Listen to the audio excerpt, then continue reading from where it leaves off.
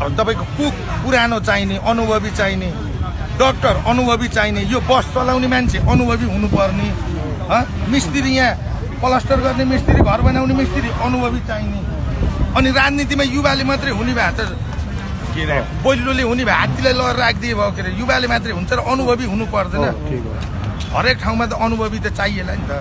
यो कुरा भन्नु भने अहिले फेरि गाली गर्छन् साथीहरू, साले त मासु भात होस् कि त एमालेको झोले होस् कि भन्न थाल्छन्। सत्य फेरि पचाउन हामीले नेपालीले झट्ट सकिन्न क्या। हामी त मलेसिया जाने र सेक्युरिटी गार्ड गर्ने, यहाँ नेपालमा केही छैन, पुरै मरुभूमि भयो, बुढाहरूले लुटेर खाए भन्ने मात्रै यो।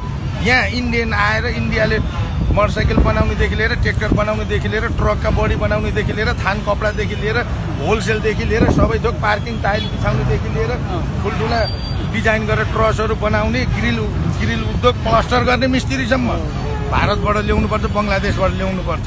नेपालमा कसैले गर्दैन, यहाँ केही चाहिँ छैन भन्छ। समस्या यो ममा समस्या छ। मैले अरूलाई दोष दिन्न भाइ, एकदम मैले हात जोडेर भने समस्या ममा छ, म सुध्रिन जरुरी छ।